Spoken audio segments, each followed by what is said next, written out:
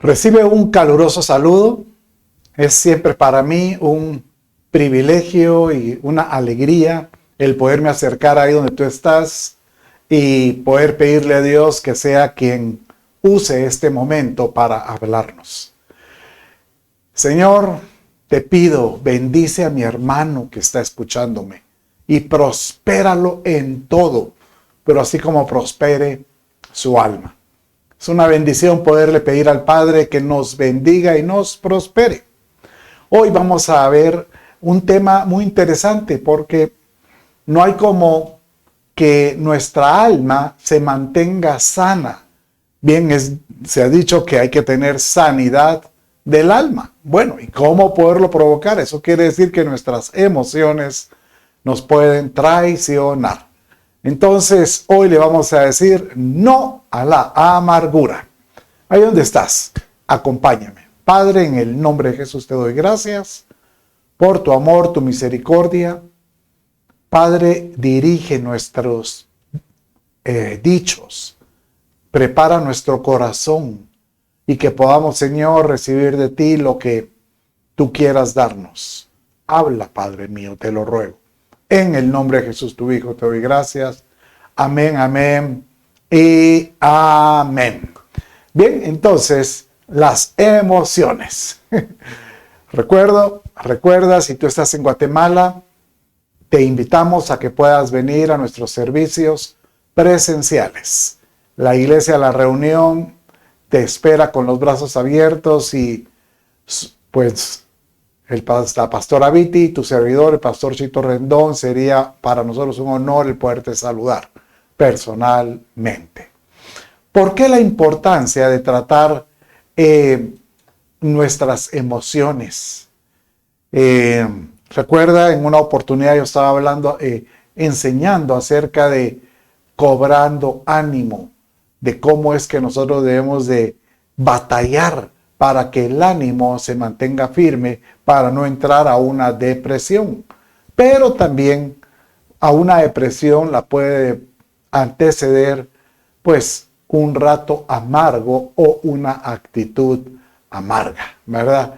Entonces, el tema de hoy es poder nosotros entender por qué este aspecto de la amargura y por qué la Escritura lo menciona llamémosle con detalle y sobre todo para estos últimos tiempos. Bien, entonces, para poder entender esto, recuerda, definitivamente las emociones nos pueden confundir, nos pueden hacer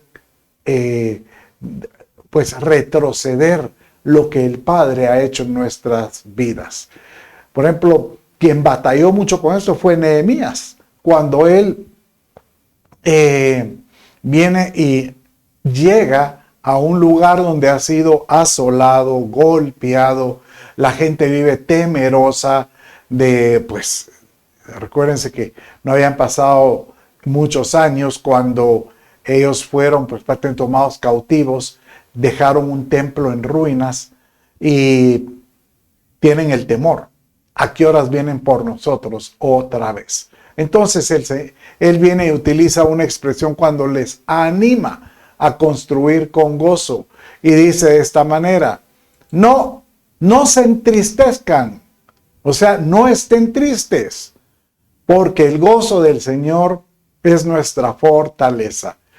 Y esto pareciera una ironía porque el decirle a alguien, no estés triste en medio de una situación de problema, no es fácil. En estos días he estado orando por una persona que llegaba a la iglesia y está en el intensivo de un hospital.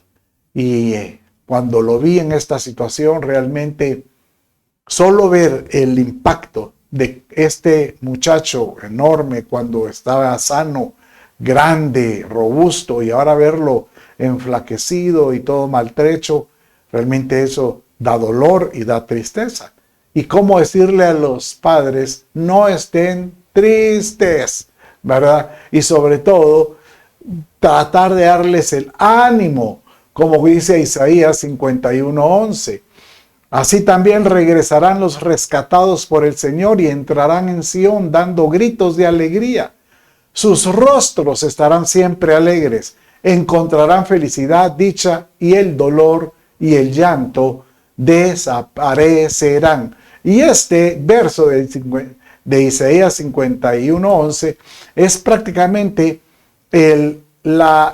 los rescatados que habla aquí, son los rescatados que vinieron del cautiverio de Babilonia, que vinieron pues prácticamente a encontrar una nación en ruinas.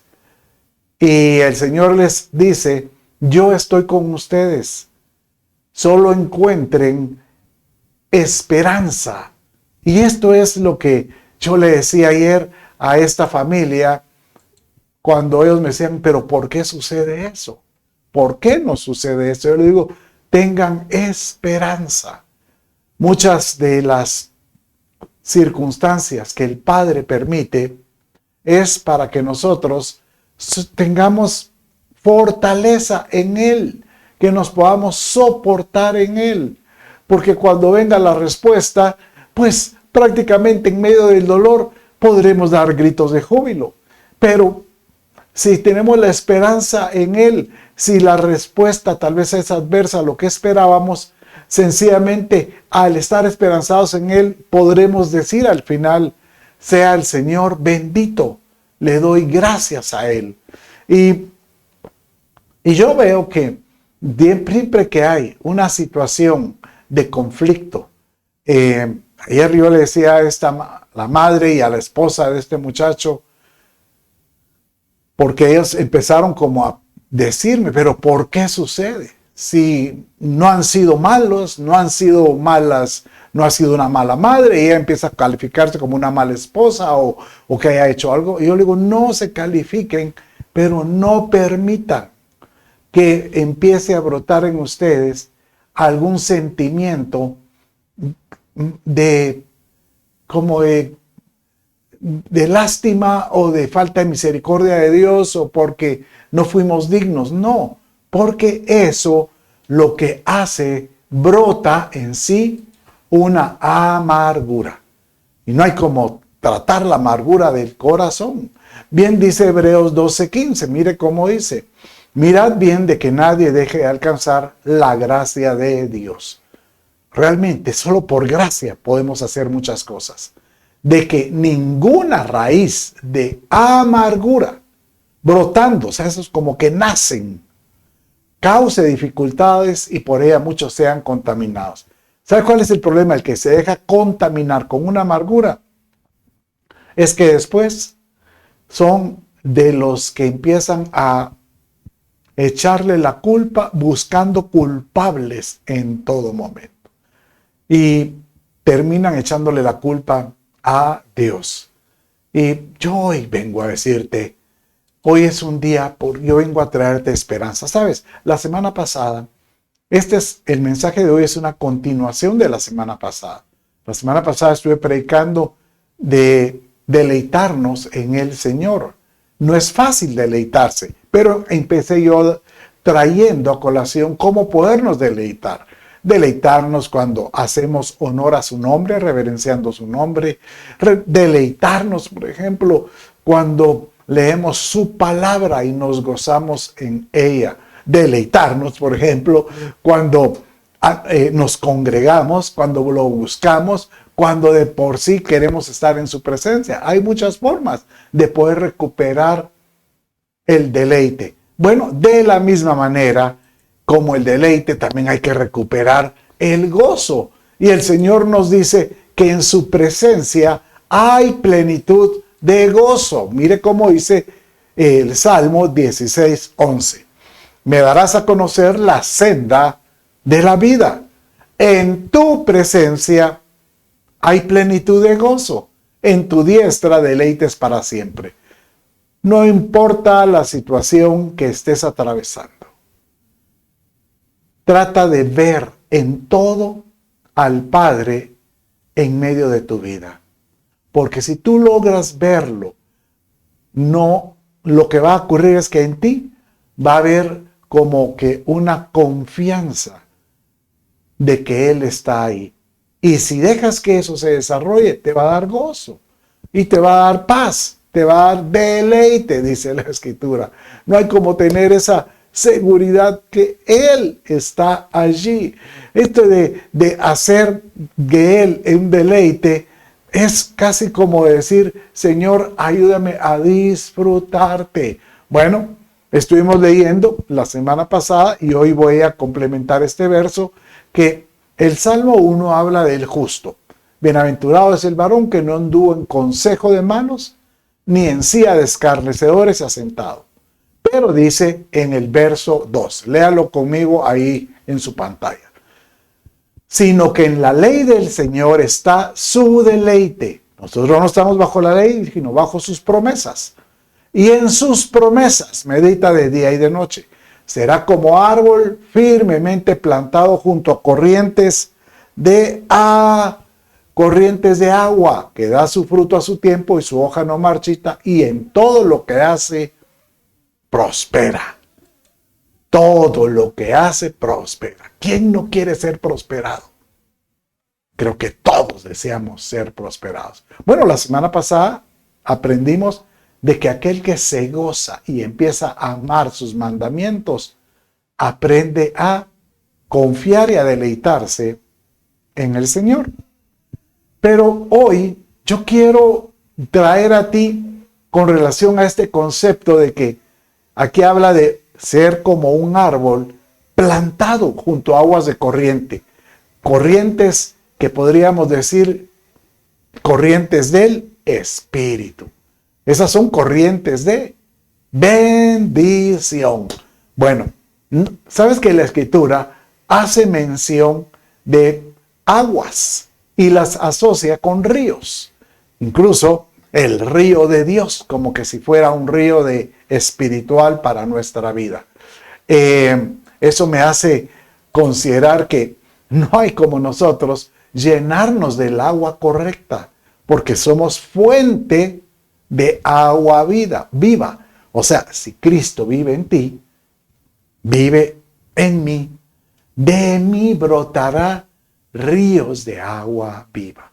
Entonces, el poder navegar en el río correcto es como aprender es practicar, entrenar, aprender a sumergirme en el río de Dios. Quien nos da un ejemplo de esto es Ezequiel. En el capítulo 47 habla de la visión que tiene este profeta y él dice, yo puedo ver que del templo de Dios sale un río y es el mismo río que sale del templo que menciona Apocalipsis 22.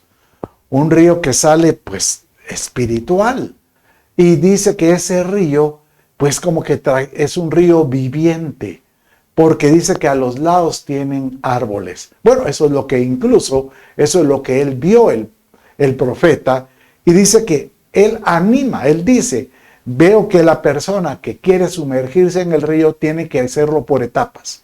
Le llega a los tobillos, a las rodillas, a la cintura, y nuevamente tiene que prácticamente ir a nado, sumergir en el mismo río. Pero acompáñeme a leerlo literalmente como dice este verso, porque dice de esta manera, en Ezequiel 47:12, léalo conmigo. Junto al río, en su orilla, a uno y otro lado crecerán toda clase de árboles que dan fruto para comer. ¿Acaso no dijimos que el que se deleita en su palabra será como un árbol plantado que da su hoja en su tiempo y su fruto siempre dará fruto, siempre, nunca dejará de dar fruto? Y dice, cada mes darán fruto porque sus aguas fluyen del santuario. Exactamente, el Apocalipsis 22. Su fruto será para comer y sus hojas para sanar. O sea que el anhelo de poder nosotros deleitarnos, tener gozo o rechazar la amargura es prácticamente el poder estar en su presencia. Y si yo llego a estar en su presencia, puedo tener plenitud de gozo. Bueno, pero cuando hice este mensaje del deleite y empecé viendo el tema del río, me puse a pensar y a considerar, ¿y qué pasaría si estoy no en aguas espirituales, sino en las aguas adversas o aguas como la escritura de alguna manera le menciona, aguas peligrosas? Claro, la escritura menciona que así como hay que buscar las aguas que nos traen paz, que nos traen gozo, que nos dan ese deleite para poder nosotros estar firmes, también hay aguas que nos pueden retroceder. Y aquí es donde viene el tema por el cual inicié este mensaje. Aguas que pueden llevarnos a la tristeza o a la amargura. ¿Y dónde mira eso, pastor? Bueno, acompáñeme en Isaías 43, verso 2. Mire cómo dice. Cuando pases por las aguas, yo estaré contigo. Y si por los ríos, no te anegarán. Cuando pases por el fuego, no te quemarás. Y esto dice el Señor y declara, porque yo estaré contigo. Entonces Él da a entender que aquel que tiene la certeza que está con el Señor, no importa las aguas en que esté, estas no le van a hacer daño. Hay aguas que lo pueden ahogar, por ejemplo, en este caso. Pero también en Cantar de los Cantares encontramos otras aguas. Cuando el escritor, ¿verdad? Que es el príncipe, el Señor, él que es figura del Señor, está explicando acerca del amor que él le tiene a la Sulamita del Cantar de los Cantares, que ella es figura de la iglesia. Entonces dice que el amor que hay entre ambos es tal que no se puede apagar, pero menciona, las muchas aguas no pueden extinguir este amor, ni los ríos lo anegarán. Exactamente lo que sucede con el verso de Isaías. O sea que hay aguas que pueden anegar o apagar, o yo le llamaría inclusive destruir una relación, un vínculo, o llamémosle una comunión. Y crea que estamos viviendo en tiempos donde creo yo que el enemigo tal vez no va a utilizar armamento físico, posiblemente vayan a una bomba nuclear y el temor de muchos, ¿verdad? Hace poco me llamó una persona, tengo temor que nos van a bombardear. Yo le dije, mira, nosotros vivimos en Centroamérica, ten por seguro que en nuestros países somos de los últimos que pudieran tratar de tirarle algo. Pero yo lo que quiero que entiendas es que el enemigo trata en estos últimos tiempos de quitar ese deleite, ese gozo, ese atractivo por el Señor. ¿Y cómo? Poniendo amargura. Tal como lo vimos, como es una raíz. ¿Por qué? Porque el que está contaminado con una raíz de amargura puede contaminar a otros. Bueno, te voy a dar un ejemplo porque no es casualidad que, ¿te acuerdas que hicimos un discipulado que hablamos sobre la travesía de Israel desde Egipto hasta Canaán? Si ustedes no lo han leído, búsquelo en la biblioteca. Es una enseñanza preciosísima porque en ella encontramos, qué casualidad, 42 campamentos. Pues casualmente que son 3 años y medio, como si fuera una tribulación.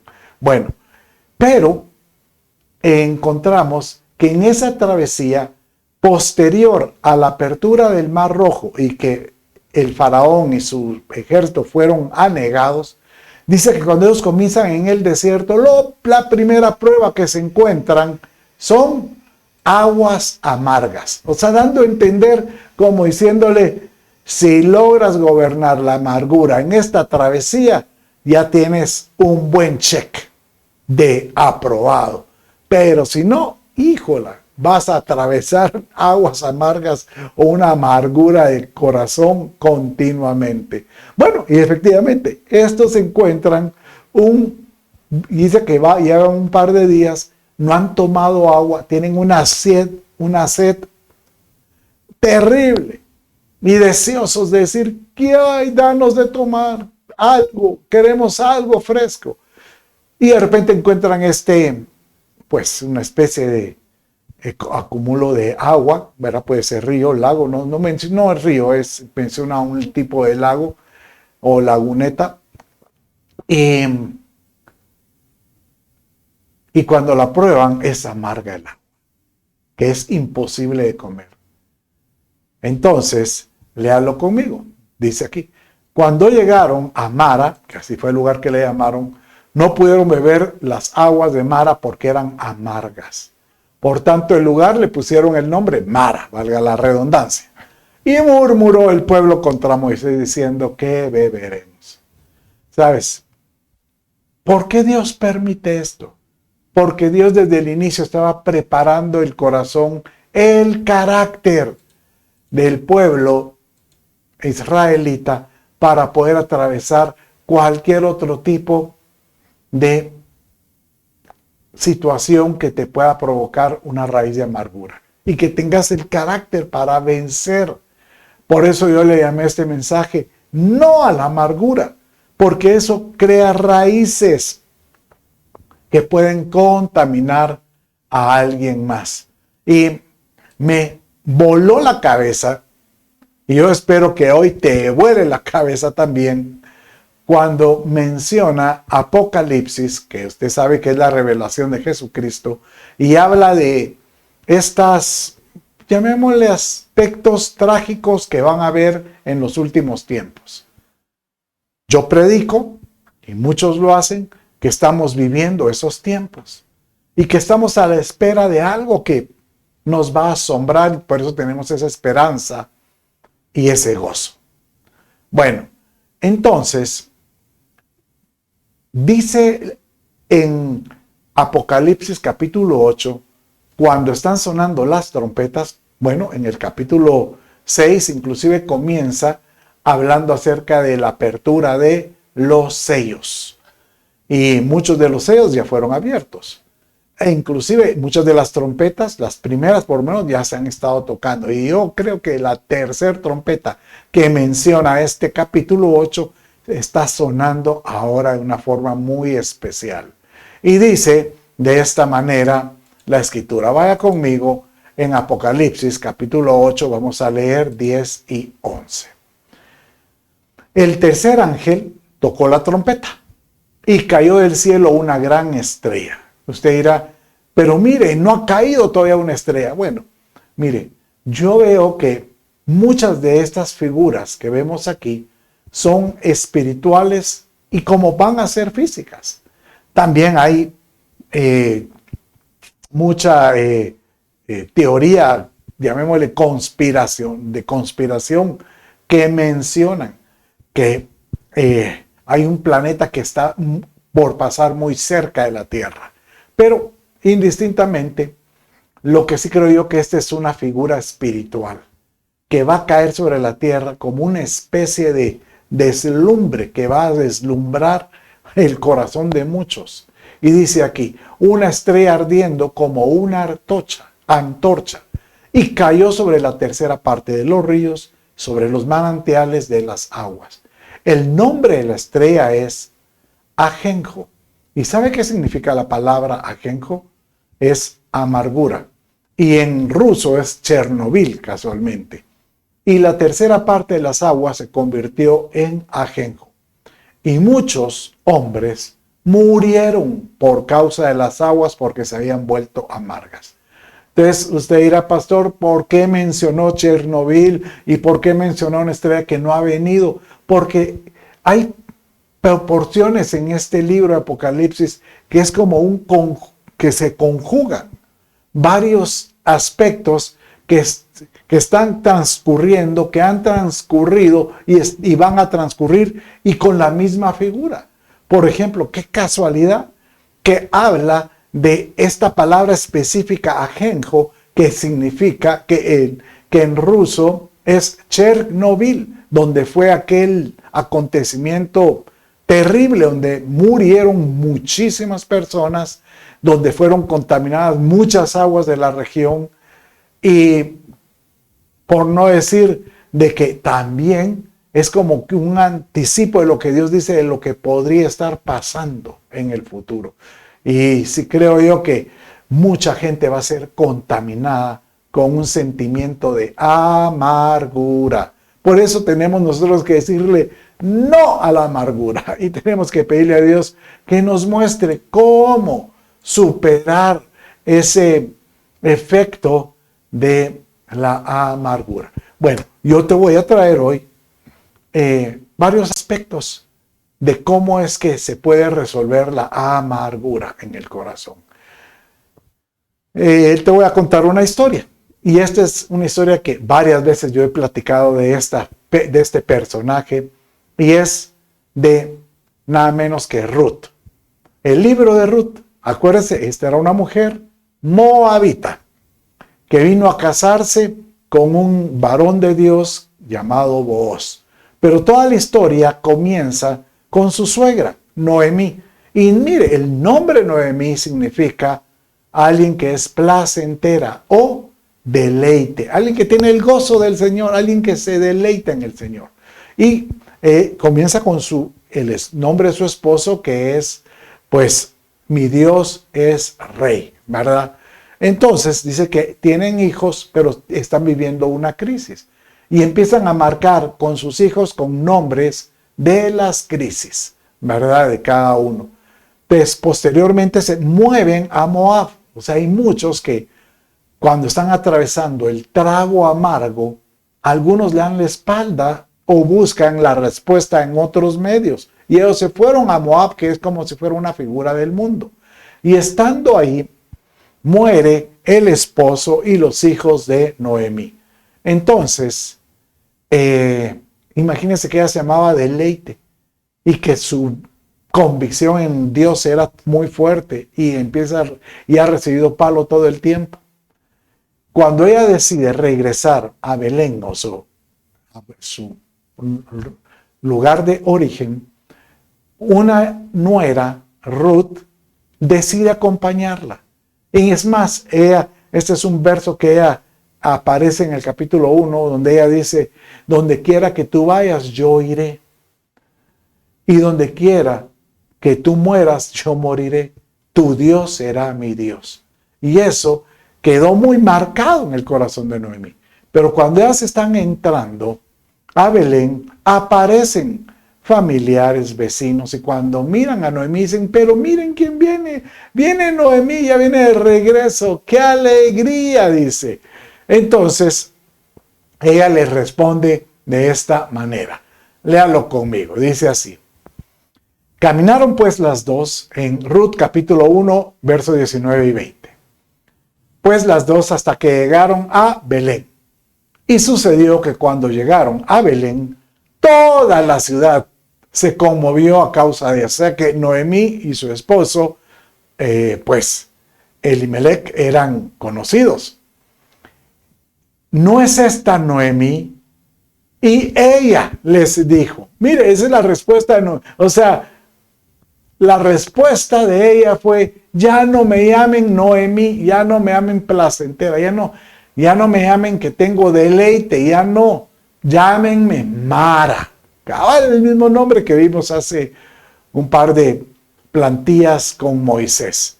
Porque el trato del Todopoderoso me ha llenado de amargura. Y este es el problema que sucede con muchos cuando buscan siempre el porqué de las cosas. Cuando no hayan solución del por qué me cae tanto palo, le echan la culpa al Todopoderoso, como ella lo definió. A mí me ha llenado de amargura. Seguramente uno dice, pero ¿por qué si a veces nos pasa lo mismo? ¿Por qué a veces no vemos la respuesta de Dios? ¿Por qué a veces no vemos, hemos predicado, hemos enseñado que Dios está con nosotros y no vemos su respuesta? Bueno, en el caso de Noemí, ¿quién iba a creer que la respuesta la tenía enfrente? Lo tenía pues delante de su nariz. Mire cómo dice en el verso 21 y 22, continuando lo que leímos hace un rato. Mire cómo dijo ella. Llena me fui, pero vacía me ha hecho volver el Señor. ¿Por qué me llamáis Noemí? Ya que el Señor ha dado testimonio contra mí y el Todopoderoso me ha afligido. Y volvió Noemí y con ella su nuera Ruth, la moabita, regresando así de los campos de Moab, llegaron a Belén al comienzo de la siega de la cebada. Aquí encontramos prácticamente como que ese es el problema de muchos, que andan buscando una explicación o un culpable de su problema, y muchas veces Dios te tiene casi delante de la nariz la respuesta para que tú puedas ver que siempre había un propósito por el cual sucedió alguna situación adversa.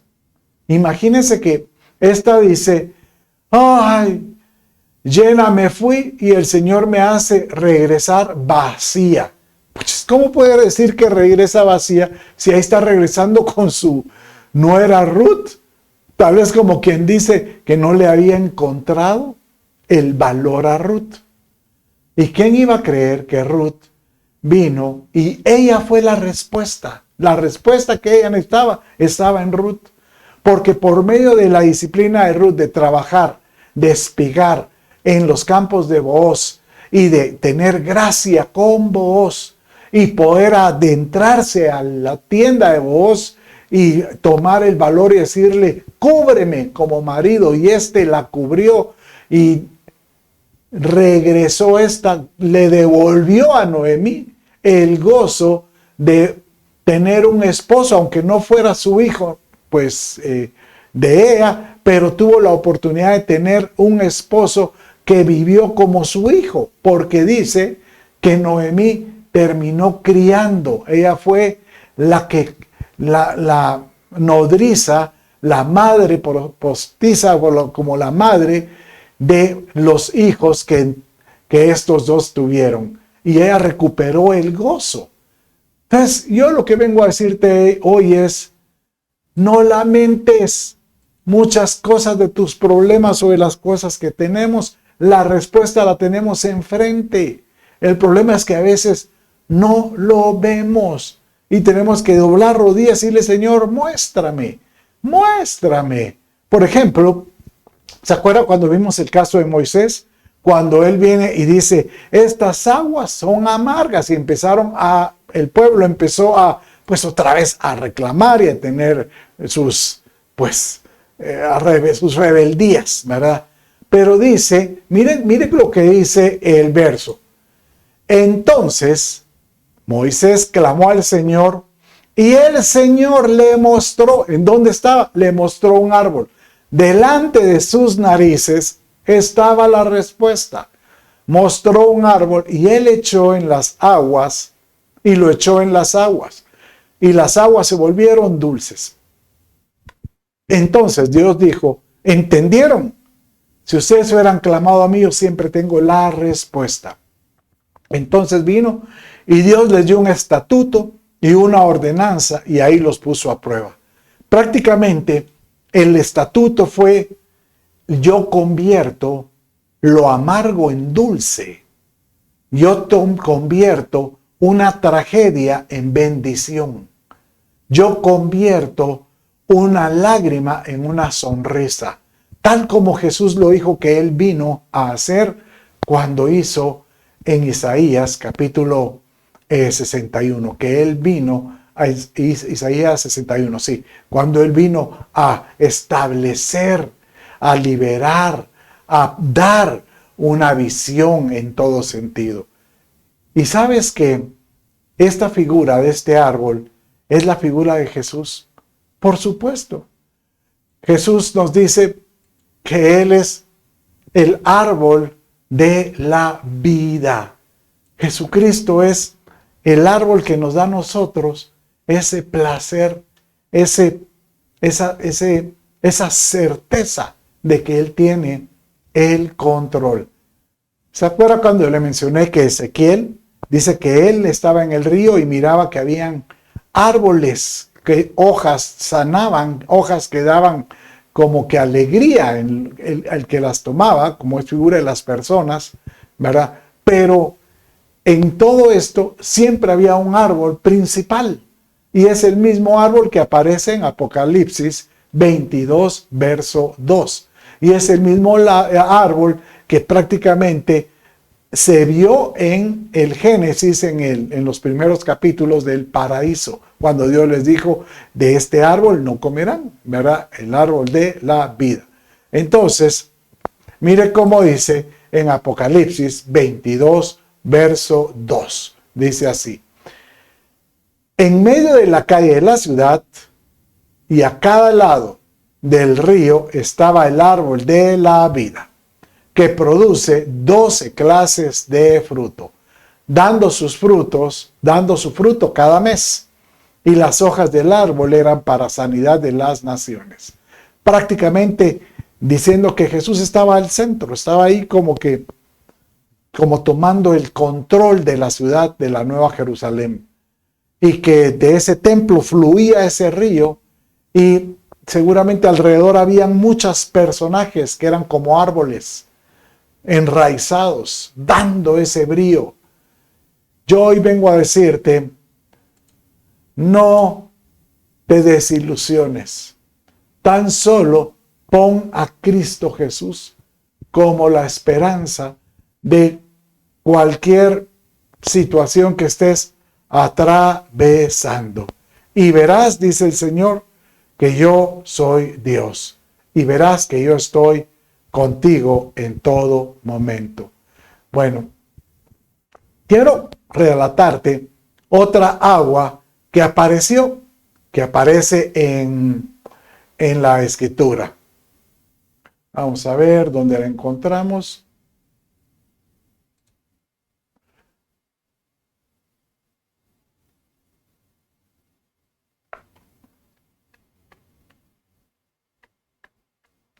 Ok.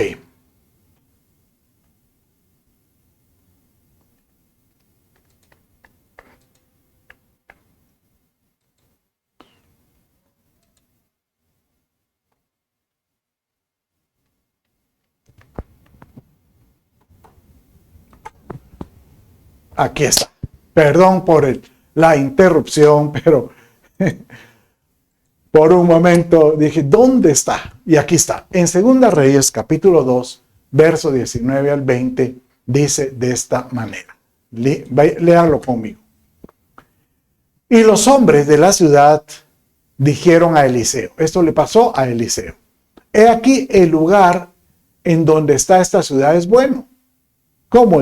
Pues, Señor Eliseo, tú lo ves, pero más las aguas de este lugar son malas. Aquí no dice que sean amargas, sino que son aguas que no sirven para dar vida. Pero yo le llamaría aguas que no son tomables, que no son útiles. Y la tierra es estéril. Entonces, él dijo: traedme una vasija nueva y poned en ella sal, y se la trajeron. Bueno, aquí dice que el agua pues fue sana por la sal. La pregunta es, ¿qué significa la sal? ¿Y por qué sal? O sea que aquí encontramos otra agua amarga o adversa que también dice que fue saludable. Esa agua, después cuando le echaron la sal, dice que era deleitosa, fue un agua sana para todos. Y sabes una cosa, la Escritura nos dice que nosotros somos la sal de la tierra. Mire cómo dice Mateo 5:13. Vosotros sois la sal de la tierra, pero si la sal se ha vuelto insípida, ¿con qué se hará salada otra vez? Ya para nada sirve, sino para ser echada fuera y pisoteada por los hombres. Entonces, aquí tenemos que entender un principio, y quiero que me ponga atención. Primero, en esa época la sal tenía mucho valor. La sal era un elemento de intercambio, inclusive monetario. Por ejemplo, se utilizaba como trueque y por eso de ahí sale el término salario. Salario. Pero también la sal servía para preservar, pero al mismo tiempo servía para dar sabor. Entonces dice que si la sal pierde su sabor, se vuelve insípida, esa tierra no sirve ni como fertilizante. No sirve no es ni conveniente echarla en la tierra como abono. No sirve ni como eso. Sino que solo sirve como un polvo ajeno. Y eso es lo que nos dice la Escritura, de que nosotros podemos botar la amargura cuando nos recordamos que nosotros tenemos de Dios algo dentro que nos permite encender una llama, dejar que el Espíritu fluya, dejar que el Espíritu de Dios obre en nosotros para que nosotros podamos trasladar vida a alguien más. E inclusive yo puedo decir que podemos hablar de algún personaje, algún pastor, algún líder. Ellos están llamados, fuimos nosotros llamados a trasladar vida. Tenemos que ser como la sal de la tierra, dispuestos a dar vida donde quiera que vayamos. Y no es casualidad que también dice la Escritura que en el Antiguo Testamento, cada vez que ellos presentaban una ofrenda, esta ofrenda tenía que llevar sal. Mire cómo lo dice Levítico 2:13, dice de esta manera: además, toda ofrenda de cereal tuya sazonarás con sal, para que la sal del pacto de tu Dios no falte de tu ofrenda de cereal. Con todas tus ofrendas ofrecerás sal. En otras palabras, lo que dice es que toda ofrenda que ellos tenían que presentar tenía que estar sazonada o tenía que estar como que salpiqueteada de sal, porque con esto estamos como sellando el pacto de bendición de Dios. Pero yo le llamo otra cosa. Si nosotros somos la sal de la tierra, a la hora de nosotros presentarnos como una ofrenda, le estamos diciendo al Señor: aquí me presento en santidad. Y eso hace que Dios vierta en nosotros su presencia para que podamos tener gozo, para que podamos tener deleite. Y de esta manera podamos nosotros decirle no a la amargura y poder rechazar esta amargura que afecta a los creyentes. Padre mío, yo te pido, bendice a todo aquel que me está escuchando y que pueda encontrar, Padre, identidad para ver delante de sus ojos que la respuesta está siempre cerca para sacar toda tristeza y toda amargura. Bendito sea Dios. Para terminar, yo solo te vengo a decir, el Señor hoy te dice: yo te puedo restituir el gozo. El Salmo 51:12 así lo dice: vuélveme el gozo de tu salvación. Otras versiones dice: restitúyeme el gozo de la salvación. Y espíritu noble me sustente. Y el espíritu noble llene mi vida.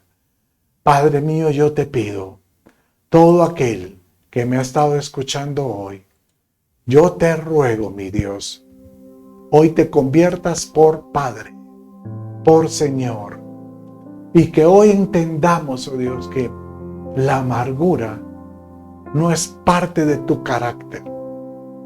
Y si tú permites un tiempo de tristeza o de prueba, Señor, que podamos salir airosos en el nombre de Jesús, antes de que se convierta en una raíz de amargura. Y si alguien tiene algo contra alguien, generalmente una raíz de amargura nace por un despecho, una traición. Alguien hizo algo contra ti. Hoy el Señor te dice: ¿quieres salir de ello? Perdona. Y hoy yo te animo a que puedas agarrar la llave de ese candado que te tiene aprisionado, de esa amargura, y rómpelo. Desátate, libérate con el perdón. Es que no puedo perdonar porque solo el perdón, solo el recordar me da. Ahí es donde tienes que liberarte. No es correcto, no es justo que sigas viviendo así. Perdona. Si tú estás viviendo en un trecho de este tipo, ahí donde estás, cierra tus ojos. Cierra por favor tus ojos. Con tus ojos cerrados, medita en esta persona que hizo que cayeras en esta amargura de corazón. Y es cierto que no lo soportas, pero ahora trátalo de ver. Trata de ver a Jesús alrededor de él, atrás de él. Mira a Jesús atrás de él, de esta persona que te hizo daño. Y ahí está Jesús abrazándolo. Deja que Jesús se encargue. Deja que Jesús trate con él. Mía es la venganza, dice el Señor. Déjalo, suéltate, suéltalo. Y ahora di con tu palabra, me libero, te perdono. Di ahí conmigo, te perdono. Y si sabes el nombre de la persona, dilo, te perdono, fulano de tal, te perdono. Si tú sabes que te has alejado del Señor, repite conmigo esta oración. Repite, Dios mío, hoy me doy cuenta que me he alejado de ti, pero hoy le pido a Jesús sea mi Señor, mi Salvador, el centro de mi vida. Perdona mis pecados, dame la vida eterna, Espíritu Santo, ven. Padre, yo bendigo a todo aquel que me estaba escuchando, bendícelo y dale la paz y dale el gozo de la salvación y llévalo por sendas de justicia por amor a tu nombre. En el nombre de Jesús, tu Hijo, te doy gracias. Amén, amén y amén. Dios me los bendiga, el Señor esté con ustedes. Bendiciones.